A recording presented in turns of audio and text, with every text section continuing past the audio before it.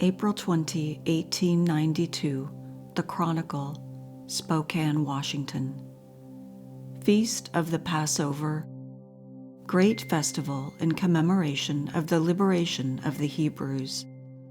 How it was observed here. Ceremonies attending the season elsewhere. The preparation of matzos, an event of great importance to the Hebrew mind.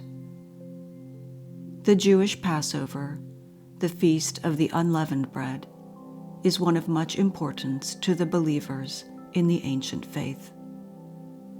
This festival begins with the evening of the 14th day of Nisan, April 11, as Jewish festivals always begin on the evening preceding the holiday, and continues for 8 days, ending last night, April 19th, at sundown. The festival commemorates the exodus of the children of Israel from bondage in Egypt, and it is a sacred duty with every Israelite to strictly observe the festival, practice all the symbolic rites appertaining to its celebration, abstain from leavened food or fermented beverage, and subject himself to all the restrictions required of him for the occasion. The Passover is of greater significance to the faithful than the Gentile is aware of, and the preparations for its proper observance occupy weeks of time. It is a divine command of the greatest import that every Israelite regard the exodus of his ancestors from Egypt as the birth of the Jewish nation. The event must ever be in his mind, and at least twice a day during all his life, he is required to offer thanks for the release of his ancestors from slavery. The indifferent are unworthy. He who is indifferent or ungrateful to God for the miracles by which Israel escaped the Egyptian yoke is not worth the liberty he enjoys, say the teachers. In the towns of northeastern Europe, especially near the shores of the Baltic, and within particular districts of cities in all parts of the world where the Orthodox Jew predominates, the unusual activity entailed in the preparation for the Passover is everywhere visible. Such thorough cleaning as the Jewish housewife undertakes for the Passover is unknown to the wives and maidens of other creeds.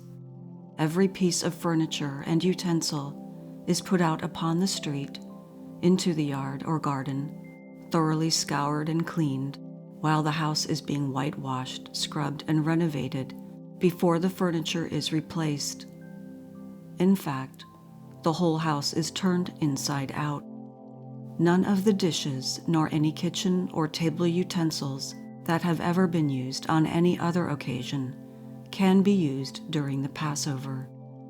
To walk through one of the streets where Orthodox Jews mostly dwell during the week preceding the holiday would make a stranger think that all the inhabitants of that quarter were moving, finding all their belongings out on the sidewalk. At last, the long-looked-for Passover has come and finds the faithful fully prepared for its reception, the house and its contents clean and bright as new, and an abundance of matzos, the Passover cakes. The baking of matzos has become quite an industry, and though the actual baking of them to supply the demand occupies but 4 or 5 months of each year, the preliminaries and the winding up occupy the better part of the remainder of the year for those who are engaged in that business. To judge of the quantity of matzos required annually, it is only necessary to state that in many of our cities, from 2 to 10 matzos bakeries are doing a successful business, consuming thousands of barrels of flour in baking matzos alone, while hundreds of cords of wood are used for baking purposes. Millions of pounds of matzos are shipped annually to the north, to Japan, China, Australia, Tasmania, and many other places from the United States.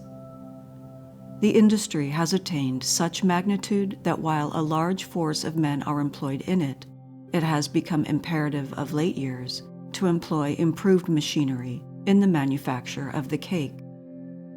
The most improved machinery obtainable is used, whereby the dough is kneaded, rolled into very thin sheets, perforated, cut into proper shape and size, and carried almost to the mouth of the bake oven and into the hands of the baker. Great diligence is exercised in the selection of the flour and its subsequent sifting, apportioning the exact quantity for each dough, and the rapidity with which the matzos must be baked, for from the time the flour and water are mixed till the cake is baked, less than 10 minutes must elapse, else the dough could not be regarded as unleavened.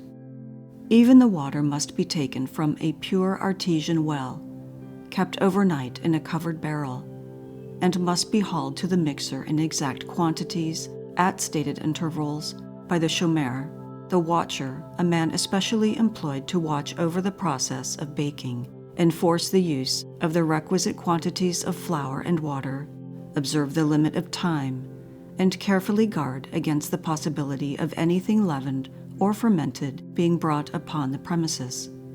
Still, in spite of all the care and diligence exercised in the baking of these matzahs, a strictly Orthodox Israelite would not consider them fully up to the requirements and would no sooner partake of a morsel of these on the Passover if he could obtain the simon pure than he would eat pork on the Day of Atonement. Few Hebrews ever know how matzo shmira is manufactured in the Orthodox towns of northeastern Prussia. There, it is customary, when the wheat is ripe and ready for harvesting, for the pious Israelites to purchase the crop of certain fields, and at the proper time they cut it in strict accord with the laws and customs that prevailed in Palestine. They invoke blessings upon their task before they begin. They pause to perform the Vesper service during the afternoon while at work in the wheat field, and at the close of day again hold the usual evening service before they separate. They will not cut the wheat which grows in the corners of the field, nor will they pick up the sheaves which the harrow has upon the ground. The wheat is constantly guarded, for in case of any moisture touching but one grain, it would render the entire lot unfit for that particular use. The thrashing is done on a new floor of a barn consecrated for the purpose. The grain is put into the sacks, made by the same hands that cut and threshed the wheat. It is milled in a mill of their own or one leased for the purpose, with a new apparatus. The flour is put into bags especially made and then stored, suspended from the rafters in the garret of their synagogue. When the time for baking of the matzah arrives, the men draw the water from the well, or oftener haul it from the nearest creek, in new wooden buckets and pails, store it in new barrels in their own bakery, which is used only for this purpose.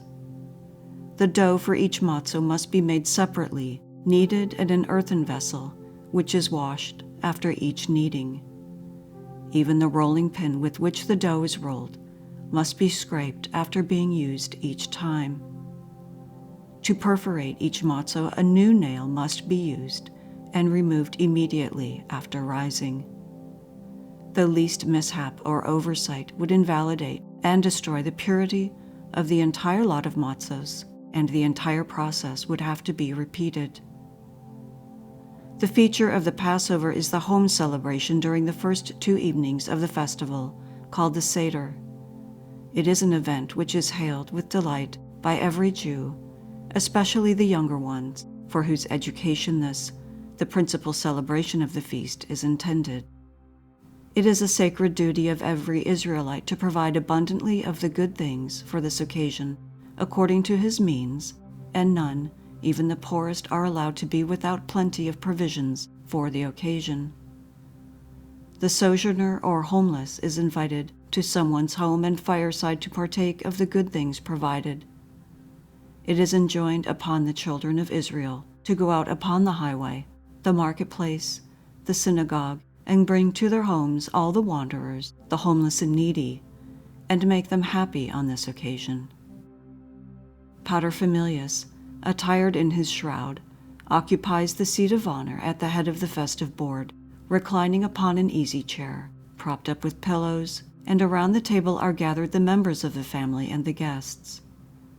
The more guests he entertains, and the greater his hospitality, the more pious he is esteemed by his co-religionists.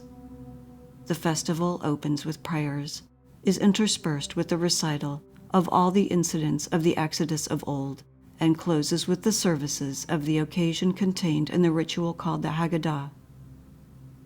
The progressive Hebrew has discarded the shroud and appears in his usual habiliments, nor does he prolong the ceremony until late in the night, as does his Orthodox brother. In all free and enlightened countries, the Passover is a season of joy and feasting for the Israelites, while in Russia, Romania, Hungary, and all the countries which are still wrapped in the deep gloom of ignorance and superstition of departed centuries, the persecuted Jews celebrate their Seder with trembling and fear behind barricaded doors and windows, for it is the season when their tormentors revive the exploded blood accusation against these unoffending people and seize that pretext to pillage their homes, burn their shops and dwellings, and murder them mercilessly when they attempt to escape the outrages of frenzied fanatics. In Spokane, the festival was appropriately celebrated by the Hebrews in our city in accordance with the faith and teaching of their ancestry. In the Reformed Hebrew Church of Congregation Emmanuel, there have been the usual services, and the season has been observed as is their wont. On Sunday evening, the exercise is closed with an eloquent and instructive address by Rabbi Schreiber on the theme Israel's Answer to Unjust Reproaches. Miss Munter assisted in the singing, and the musical program added much to the interest of the occasion. The Hebrew nation is largely represented in Spokane. A large proportion of them belong to the Reformed Church, which changes many of the rites and ceremonies of the past, together with the ancient beliefs, for a more liberal and advanced faith. And, while to some extent destructive, it is constructive as well, as endeavoring to replace what it believes to be error with a well-rounded and more modern line of thought.